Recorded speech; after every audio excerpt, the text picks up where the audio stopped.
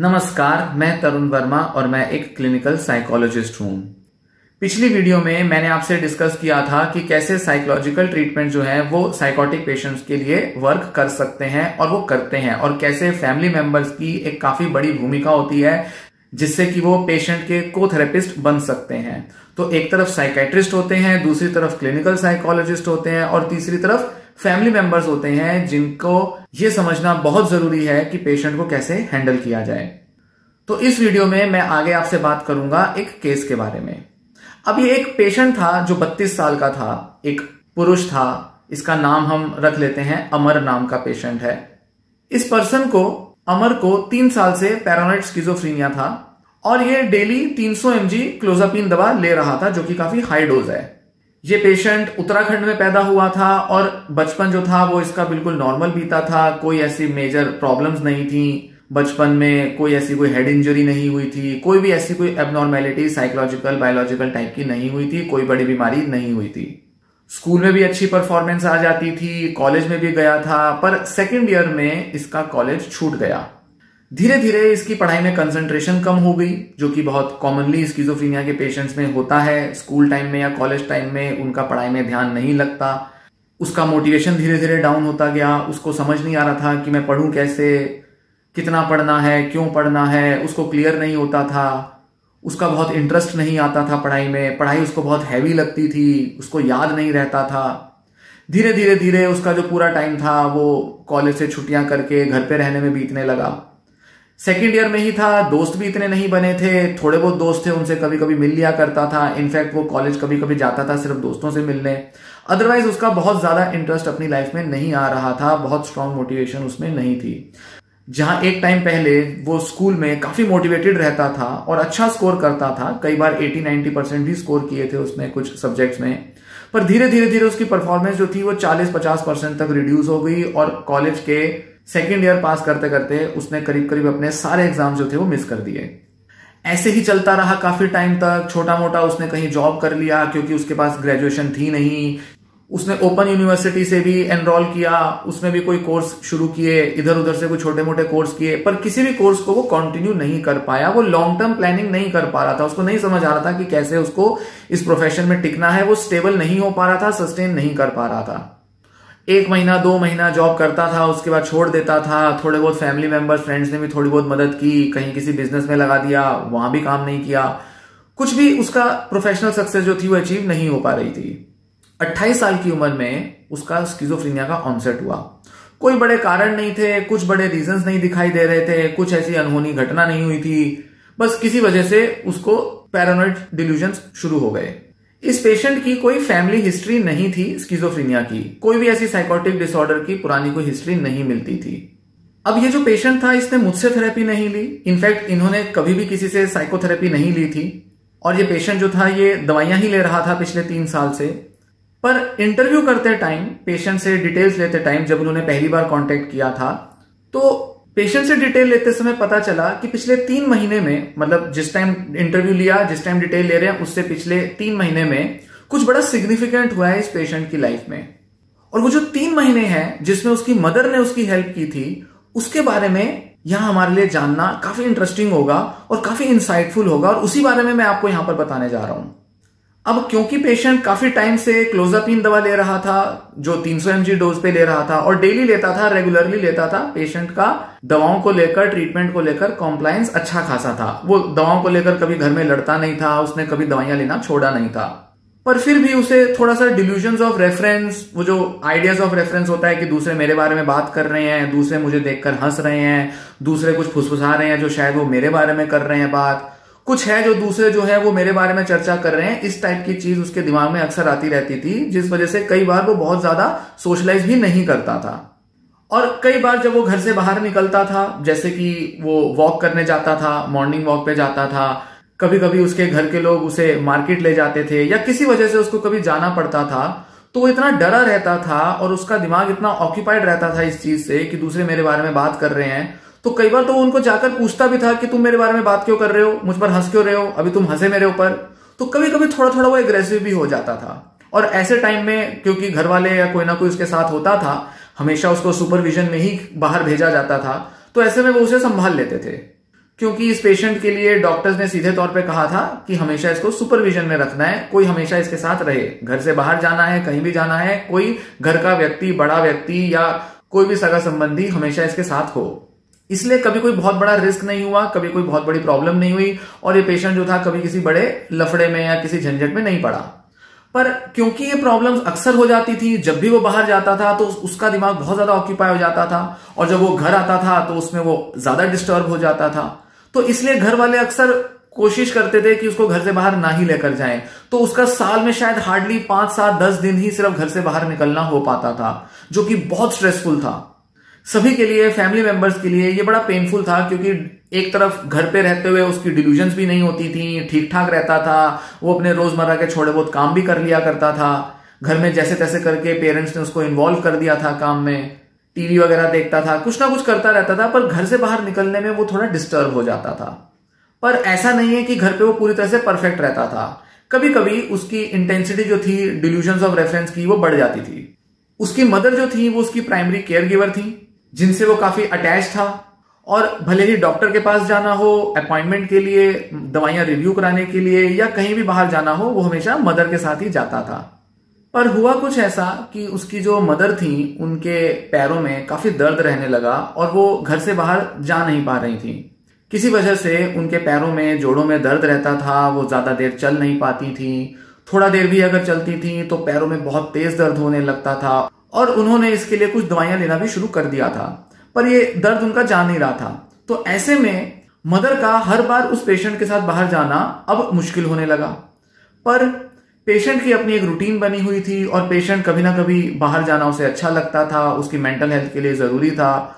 तो डॉक्टर से कंसल्ट करने पर और एक कंसेंट बनाकर, किसी तरह से पेशेंट का कॉन्फिडेंस लेकर कोशिश की मदर ने कि कभी कभी थोड़ी थोड़ी देर के लिए वो उसे घर से बाहर भेजें, वो खुद जाए घर से बाहर और जो भी उसका एक्सपीरियंस है उसे आके घर पे कम्युनिकेट करे, क्या हुआ, क्या उसने देखा, इसके बारे में बताए। और मदर ने उसको इंस्ट्रक्ट किया। अब ये मदर ने सब खुद किया, डॉक्टर ने तो बस कहा कि हाँ ठीक है, कंसेंट ले लो, ठीक है, अगर वो कर सकते हो ट्राई करके देखो, इतने टाइम से दवाइयां ले रहे हो, सब ले रहे हो, ठीक है, अच्छा मेंटेन कर रहा है पेशेंट, तो चलो कोशिश करते हैं इसको घर से बाहर भेज देना, थोड़ा बहुत वॉक पे चला जाएगा, थोड़ा मार्केट से 1-2 सामान ले आएगा, इतना तो एटलीस्ट कराना शुरू कर दो। क्योंकि अब इसके बिना और तो कुछ चारा था नहीं, पेशेंट को किसी तरह से तो घर से बाहर भेजना था, आफ्टर ऑल मदर भी जा नहीं पा रही थी। तो जैसे तैसे करके डिसीजन लिया गया कि पेशेंट थोड़ा बहुत घर से बाहर जाए। अब मदर ने कहा कि कभी भी अगर तुम्हें लगे कि कोई तुम्हारे बारे में बात कर रहा है, तुम ये फोन रखो, फोन जरूर साथ लेकर जाओ और मुझे फोन पर बता देना कि क्या क्या हो रहा है, कि कौन तुम पर हंस रहा है, क्या बोल रहा है, जो भी तुम्हें समझ में आता है तुम मुझे बता देना और मुझे पूरा डिटेल दे देना कि क्या क्या हो रहा है वहां पर। शुरू शुरू में तो पेशेंट जो था काफी हेजिटेट कर रहा था, उसको लगा ये सब नहीं करना मुझे, ये सब मैं नहीं लेकर जाऊंगा, मैं मोबाइल नहीं लेकर जाऊंगा। पर जैसे तैसे करके उसने कोशिश की, क्योंकि जब लगा ये बिल्कुल ऐसे तो इम्पॉसिबल हो जाएगा घर से बाहर निकलना या मदर जा नहीं पा रही, बड़ी मुश्किलें हैं, तो उसने सोचा चलो ठीक है मैं कर लेता हूं। उसको नहीं लगा था कि मदर से बात करना कोई मेरे को हेल्प करेगा या कुछ होगा, मैं क्या करूं, क्यों बात करूं मैं, कई तरह के उसने रीजंस दिए, शायद वो किसी वजह से रेजिस्टेंस दे रहा था। पर 1-2 बार ऐसा जाने के बाद जब वो जाने लगा तो वो हर बार अपनी मदर को कॉल करता था। ये आदत तो जैसे तैसे उसने बना ली, क्योंकि मदर ने उसके दिमाग में बिठा दिया था।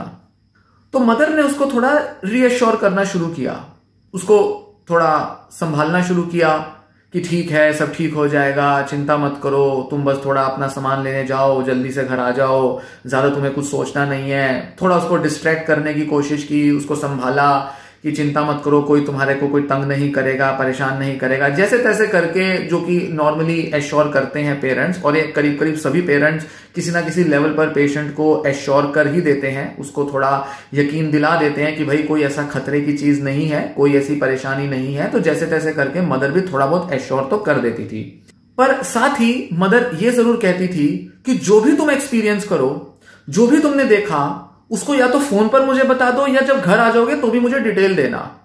जैसे वो जब पार्क में गया तो उसने कहा अच्छा यहां एक आदमी है जो चल रहा है, इधर बेंच पर 2 लोग बैठे हैं, आपस में बात कर रहे हैं, उधर वो बैठा आदमी फोन पे बात कर रहा है, हंस रहा है। वो 2 जब लोग बात कर रहे हैं तो वो भी आपस में हंसे जा रहे हैं और इधर उधर देख रहे हैं। उन्होंने मुझे भी देखा, उन्होंने 3 बार मुझे देखा।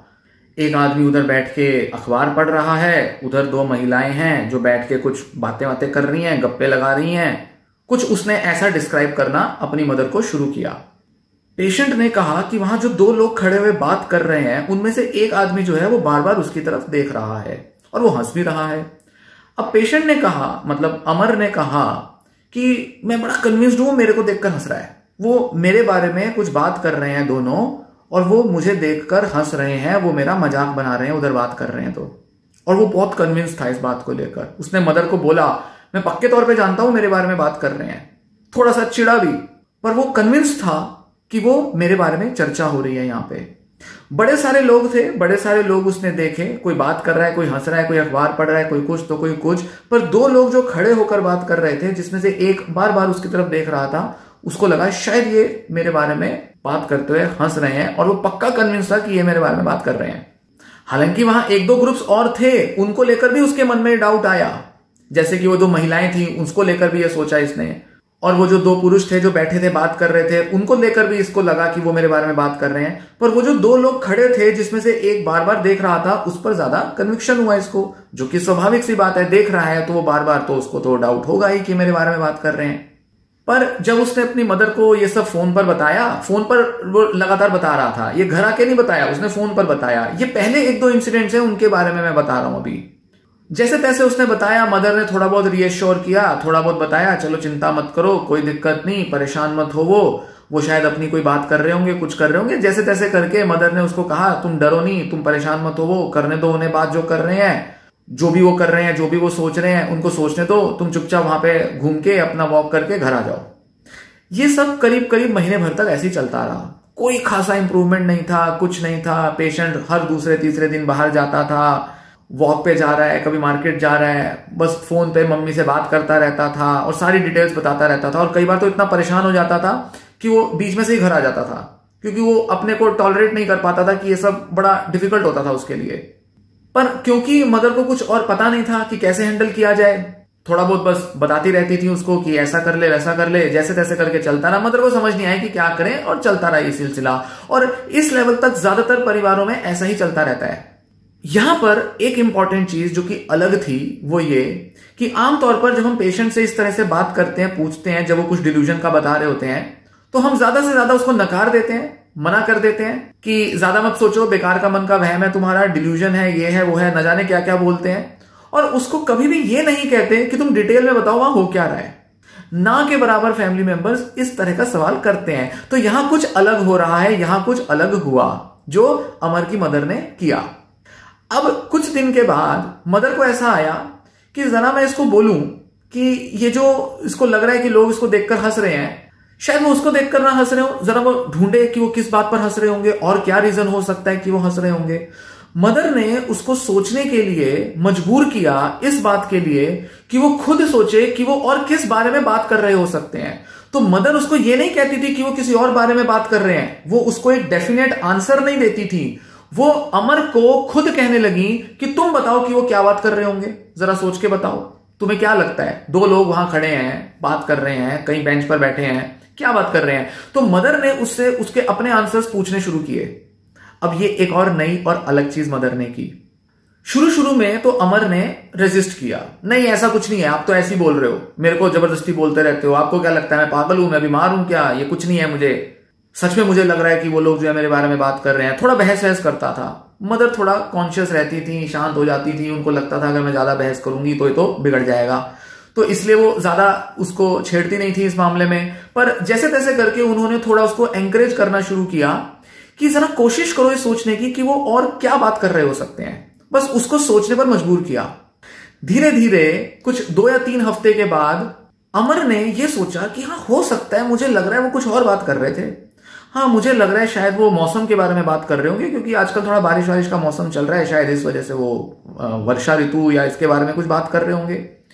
हाँ उनके हाथ में अखबार था, शायद अखबार में कुछ पढ़ते पढ़ते वो डिस्कस कर रहे थे। मुझे लगता है शायद अखबार में कोई खबर आई थी जिस वजह से वो बात कर रहे थे। इस तरह से थोड़ा बहुत मदर ने उसको मोटिवेट किया और कहा कि और पॉसिबिलिटीज सोचो क्या हो सकता है। अमर ने सोचना शुरू कर दिया। अमर का दिमाग अब अलग पॉसिबिलिटीज में जाना शुरू हो गया। यहां पर ध्यान दें, मदर आर्ग्यू नहीं कर रही, मदर उसको कोई जवाब भी नहीं दे रही। ये नहीं कह रही तुम बेकार की बातें सोच रहे हो, वो कुछ और सोच रहे होंगे, उनके पास और भी 10 तरह की बातें हैं करने को, वो तुम्हारे बारे में सोचेंगे क्या? और कोई काम नहीं है उनको क्या लोगों को? मदर ने ये सब नहीं बोला। आमतौर पर लोग यही बोलते हैं, मदर ने ये नहीं बोला। मदर ने कहा तुम खुद बताओ क्या सोच रहे होंगे वो। मदर ने शायद किसी वजह से समझ गई होंगी, शायद थोड़ी सतर्क होंगी, डरी हुई होंगी कि वो घर से बाहर है, कुछ गड़बड़ ना हो जाए, तो उन्होंने खुद ही समझ गई कि मैं उसको ना ज्यादा चैलेंज नहीं करूंगी, ज्यादा उसको ताना नहीं दूंगी, ज्यादा उसको उकसाऊंगी नहीं। मैं ऐसा बोलूंगी अच्छा तू ये कर वो कर ऐसा कर, जैसे तैसे करके उसी को बोला कि तू खुद ही बता क्या हो रहा है क्या नहीं हो रहा है। सारा डिटेल्स उससे पूछने की उनकी आदत तो पहले ही थी। उससे कहा भाई तू एक्सप्लेनेशन भी दे दे, अब अपनी क्या सोच रहे होंगे वो, क्या कर रहे होंगे, अपने आप बता। तो मदर ने अपने आप वो इंट्यूशन से अपने आप जैसे तैसे करके ये लॉजिक लगा के उसको ऐसा बोल दिया। शायद डर की वजह से ही बोला हो। अच्छी बात क्या हुई, करीब अगले फिर 2-3 हफ्तों के बाद, मतलब करीब 2-2.5 महीने हो चुके थे इस पूरे प्रोसेस को चलते हुए। मदर घर पे है, मदर की अभी भी टांगों की हालत ठीक नहीं हुई। मजबूरी की वजह से अमर घर से बाहर जाने लगा और अब उसके अंदर एक चेंज आया। अब वो बाहर जाने में ज्यादा मोटिवेटेड होने लगा, उसको मन करने लगा बाहर वॉक करने का, उसका मूड अच्छा होने लगा, उसको अब थोड़ी एक्साइटमेंट होने लगी। अब वो ज्यादा कंफर्टेबल हो गया कि वो अकेला बिना किसी डर के अब वो बाहर घूम पा रहा था। क्योंकि जब भी वो बाहर जाता था उसकी सारी डिटेल मदर को देता था और नए नए तरीके से सोचना उसने शुरू कर दिया। लोग ये सोच रहे होंगे, लोग वो सोच रहे होंगे, लोग ये बातें कर रहे हैं, लोग वो बातें कर रहे हैं। उसको मजा आने लगा इस सब में। हालांकि वो अभी भी गार्डेड था, अभी भी उसको लग रहा था कि नहीं शायद मेरे बारे में चर्चाएं हो रही हैं, शायद मेरे बारे में बातें हो रही हैं, पर स्टिल उसका दिमाग अब दूसरी तरफ चलना शुरू हो चुका था। उसने अलग पॉसिबिलिटीज कंसीडर करना, उसके बारे में सोचना शुरू कर दिया था। और यही सबसे सिग्निफिकेंट स्टेप था जो जाने अनजाने मदर ने उसको ट्रिगर किया, उसको मोटिवेट किया कि अब वो ऑल्टरनेटिव्स में सोचना शुरू करे। धीरे धीरे मदर ने नोटिस किया और मदर ने बताया था कि उसकी कंप्लेंट्स कम हो गई थी। अब वो जाता था, उसकी कॉल्स भी इतनी नहीं आती थी तो 2 मिनट कॉल पे बात करके बंद कर देता था। ऐसा लगता था कि जैसे वो घर से गया, आधा 1 घंटा वॉक किया, आया और शायद लगा ही नहीं कि उसको कोई प्रॉब्लम हुई होगी।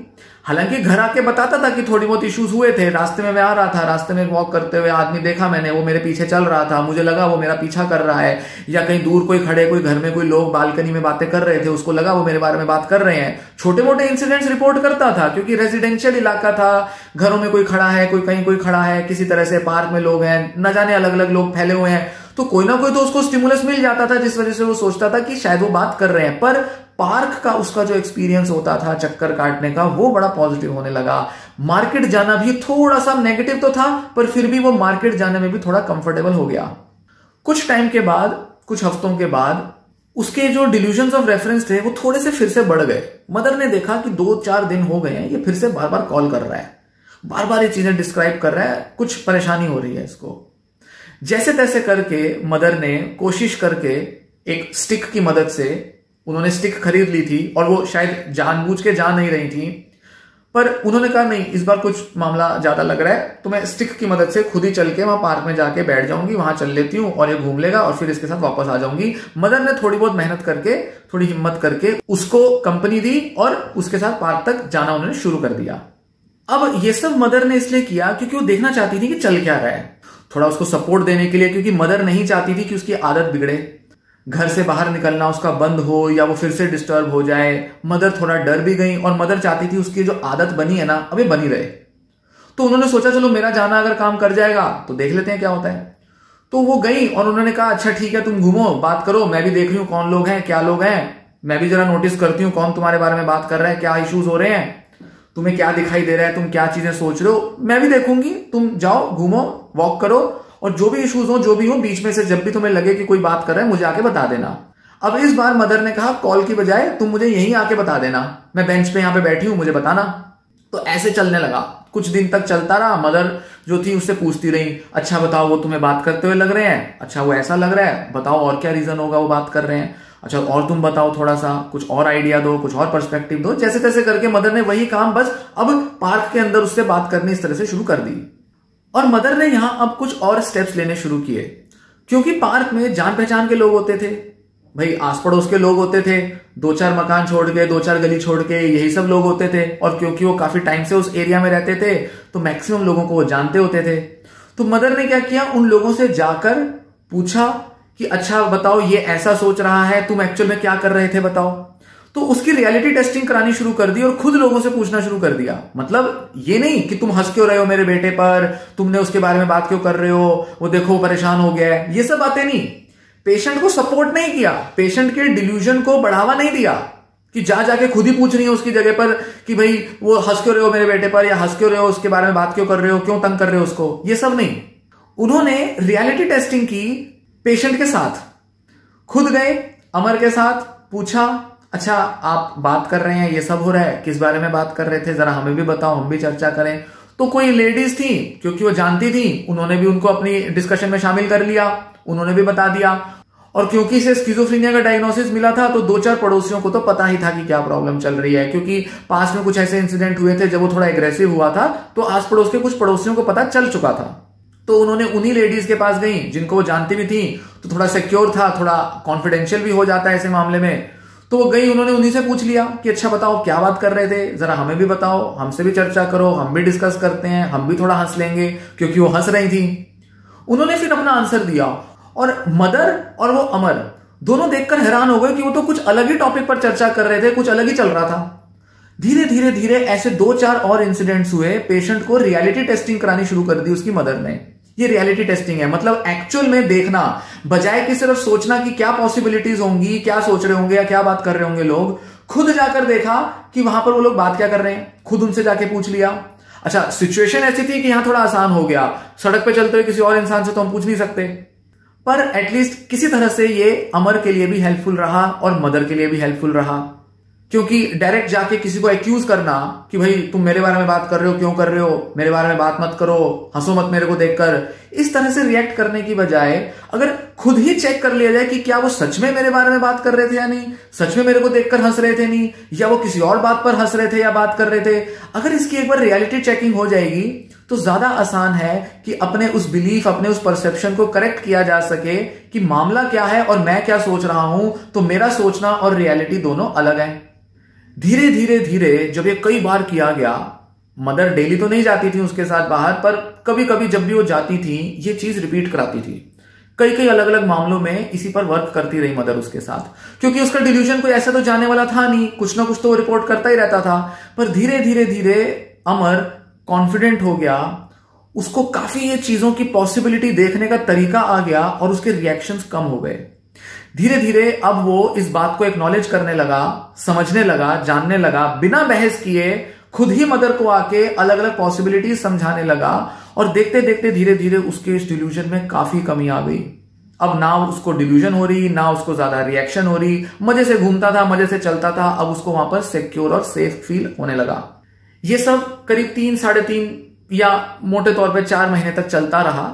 और देखते देखते अमर का जो डिल्यूजन था वो इतना कम हो गया कि अब वो आराम से जाता था, उसको लगता ही नहीं था कि लोग मेरे को देख के हंस रहे हैं या मेरे को देख के बात कर रहे हैं। ये बहुत बड़ा अचीवमेंट था, बहुत बड़ा अचीवमेंट था, जो पिछले 3 साल में दवाइयों से भी पूरी तरह से नहीं हो पाया था। हालांकि दवाइयों से बहुत सीवियर स्टेजेस उसके कंट्रोल हो गए थे, बहुत डिफिकल्ट कंडीशन से ये पूरी फैमिली गुजरी थी। बताया था मदर ने कि ऐसा ऐसा सब क्या क्या हुआ था, कैसे वो एग्रेसिव होता था, चीजें तोड़ता था, मारता था, गालियां निकालता था, न जाने क्या क्या होता था। उन सब सिचुएशंस को तो हैंडल करने में दवाइयों ने बहुत हेल्प की और धीरे धीरे धीरे उसको एक अच्छी स्टेबल कंडीशन पे मेंटेन भी किया।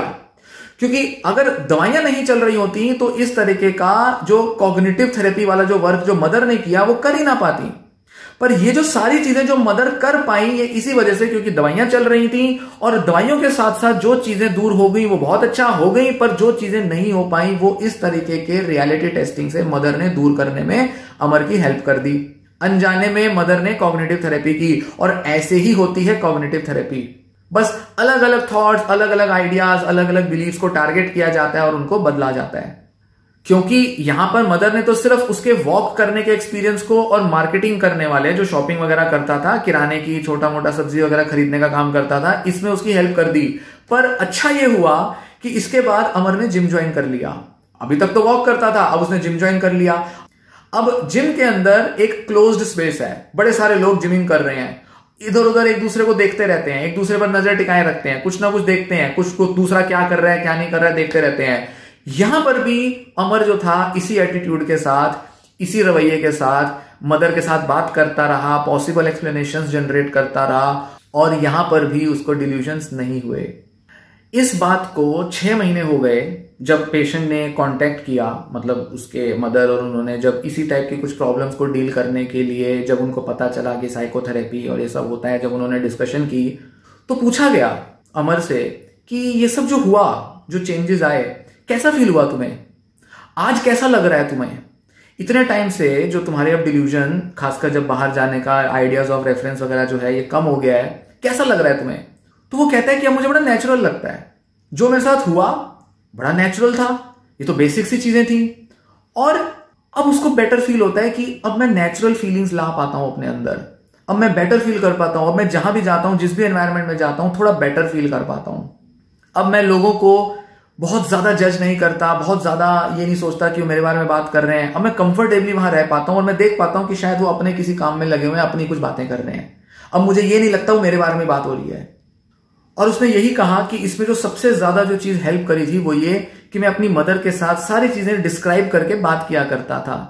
उसने इस बात का श्रेय अपनी मदर को दिया कि मदर मुझे टोकती नहीं थी, ये नहीं कहती थी कि तुम फालतू सोच रहे हो, वहम कर रहे हो, इग्नोर करो, ज्यादा मत सोचो इस बारे में। वो कहता है इस बारे में तो हमारी कभी बात होती ही नहीं थी, क्योंकि मदर मुझे ऐसा कुछ कहती नहीं थी। मदर कभी भी उसके डिल्यूजन को नकारने की कोशिश नहीं करती थी, कभी ये नहीं कहती थी कि तू बेकार की चीजें सोच रहा है।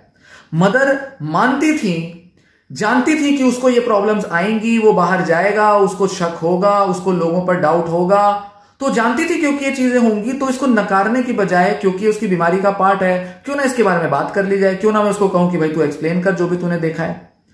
मदर को भी ये धीरे धीरे लगा कि अब वो सिचुएशन के कंट्रोल में है। अब उनके मन में डर जा चुका था कि अमर जो है वो आउट ऑफ कंट्रोल हो जाएगा, या पता नहीं उसके दिमाग में क्या क्या बातें पनप जाएंगी, क्या हो जाएगा, डिस्टर्ब हो जाएगा। उनको समझ में आने लगा कि अब मैं उसको थोड़ा कंट्रोल कर पा रही हूं, अब मैं समझ पा रही हूं कि उसको क्या बोलना है, क्या नहीं बोलना है, उसके बिहेवियर को और उसके थॉट को कैसे चेंज करना है।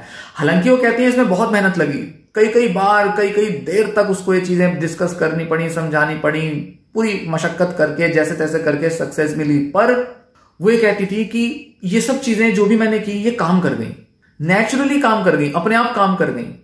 मदर जो थी वो बहुत एम्पावर्ड हो चुकी थी। उनको लगता था अब मैं अपने बेटे के डिल्यूजन्स को हैंडल कर सकती हूँ। उन्हें लगा कि इसको मैं रिस्पॉन्स करना जानती हूँ, अब मुझे डर नहीं लगता इससे, अब वो मेरी सुनता है। और अमर ने कहा मैं अपनी मदर पर अब बिलीव करने लगा हूं, मैं उन पर यकीन करता हूं, मैं उनकी बातों पर, उनकी सोच पर पहले से ज्यादा भरोसा करने लगा हूं।